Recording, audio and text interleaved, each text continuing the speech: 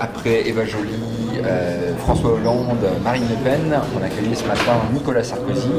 Quelles sont vos premières impressions? On a vu un président un peu revendicatif par rapport à son bilan là ce matin.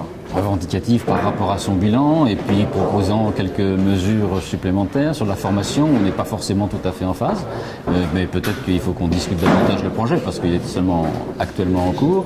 Mais par contre, sur la progressivité, la représentativité dans nos entreprises, le passage des seuils, ça me paraît très important. Il a confirmé qu'il était dans notre proposition que nous avons faite, c'est la 40e mesure de notre pacte PME, si j'ose dire.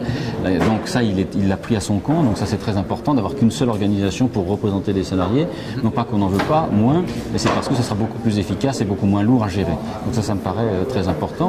Un autre problème où on n'est pas forcément satisfait, c'est sur la proportionnalité de l'impôt en fonction de la taille de l'entreprise, ou de diminuer par deux le montant des bénéfices en imposition sur la partie qui serait montée en fonds propres aussi. Ça, c'est pas tout à fait notre avis.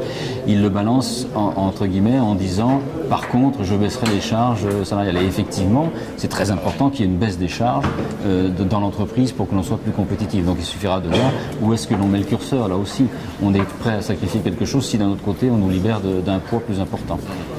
Il a parlé beaucoup de liberté aussi ce matin. Il a parlé beaucoup de liberté et j'espère que ça sera pris en compte davantage s'il est élu président de la République, que l'on puisse enfin baisser le nombre de pages du Code du travail qui empêche les chefs d'entreprise d'embaucher parce qu'il y a trop de risques.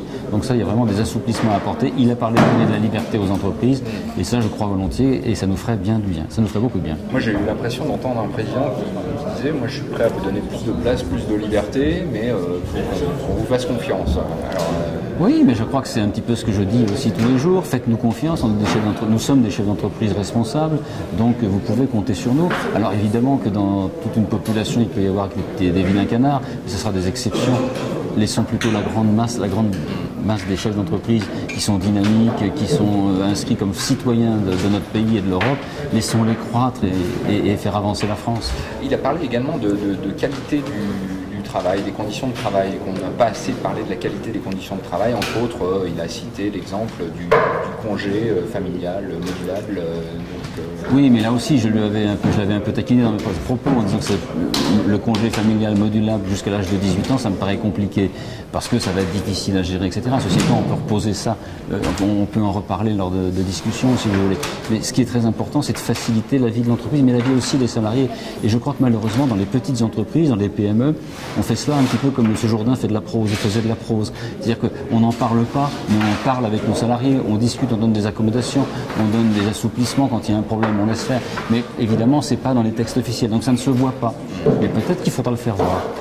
Oui, d'ailleurs, il propose donc une nouvelle norme créée, deux supprimées. Oui, alors une nouvelle norme créée, deux normes supprimées, ça me paraît très important pour qu'on arrive à simplifier notre administration d'une manière ou d'une autre. Ça devient trop complexe. On a parlé du Code du travail, on a parlé des normes, on parle des textes et tout ça. On est régi par tellement de choses que personne ne sait plus où il est. En tout cas, les chefs d'entreprise ne s'y retrouvent pas. Ça, c'est une certitude.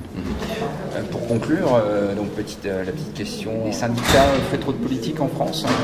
Certains syndicats font trop de politique. Je dis cela parce qu'un syndicat qui se prononce pour tel ou tel candidat est vraiment engagé dans la politique et ça, ce n'est pas son travail. En tout cas, ce n'est pas celui que je reconnais à un syndicat. Et d'ailleurs, je le disais tout à l'heure, l'ancien président de Force ouvrière, Marc Blondel, l'avait très bien dit, je l'ai cité, parce que Nicolas Sarkozy l'a dit aussi, ce n'est pas à nos syndicats de faire de la politique. Et moi, je maintiens cette opinion. On a à s'occuper de nos entreprises ou de nos salariés si on est représentant des salariés, mais en aucun cas de la politique et de donner des lignes de conduite à nos adhérents. Merci beaucoup.